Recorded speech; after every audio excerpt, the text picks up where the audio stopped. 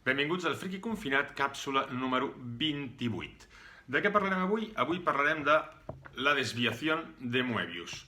Aquesta edició Metal Hurlant, és la primera edició que va sortir a l'estat espanyol. Avui en dia el podeu trobar enorme, recopilat dins d'un volum que es titula Arzac. Per què parlem d'aquesta història? Per diverses coses. Una, perquè els alumnes de còmic del Pau Gargallo, els meus alumnes, tenen un treball de història, cosa que m'ha xivat la seva profe, la Cristina, sobre aquesta història. I de passo, doncs, mira, fem una mica de reforç. I l'altra cosa important, és un punt bisagra d'aquest autor. És un punt, com bé diu el títol, que ell es desvia i crea per fi aquests dos personatges, Moebius i Jean Giraud. Jean Giraud publicava a la revista Pilot, el Tinent Blueberry, que vam parlar-ne l'altre dia, i ja començava a firmar com a Moebius petites històries sortien a l'Harakiri en diferents revistes d'humor i que eren una mica diferents. Però aquesta la va publicar i la va presentar a la revista Pilot i la va presentar amb el seu nom com a Jean Giraud, però ja amb l'estil i la personalitat completa de Moebius, com podem apreciar en les il·lustracions.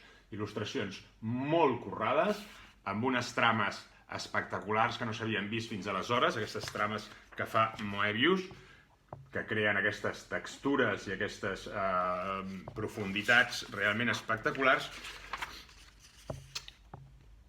I és una història petita, és una història de 7 pàgines, bastant curiosa. És una història on, completament surrealista, el personatge, Moebius, és ell mateix, és ell, la seva dona i la filla que tenia en aquells moments, la dona que tenia en aquells moments i la filla que tenia en aquells moments, que se'n van de vacances a la illa de Ré.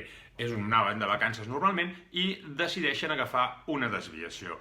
Un desvio que els portarà per una sèrie d'aventures completament surrealistes i estranyíssimes pel que ells, com a parisins, consideren la França profunda. La història, ja us dic, és completament surrealista, van passant coses molt estranyes, surten gegants, els segresten, i també té alguna altra cosa bastant curiosa, a part de que el protagonista és ell mateix, és ell qui ho narra a posteriori, ell ja ha passat aquesta aventura i ens l'explica. I aleshores s'utilitza una cosa bastant curiosa, molt a l'estil de la Nouvelle Vague, per dir d'una manera, que és els fora de camps, on ens narra el que passa amb uns totxos de text on ens explica molta part de l'aventura explicada.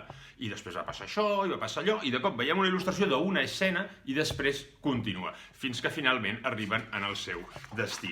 Una història realment curiosa i que realment és important per això, per aquest punt d'inflexió on Moebius per fi ja es considera Moebius per si mateix i ja evoluciona amb aquests dos personatges. I a més encara signa, en aquest cas, perquè treballa en la revista Pilot, com a Jean Giraud. Història del 73, i ja us dic, la podeu trobar perfectament ben editada per Norma Editorial. Salut i seguim llegint còmics.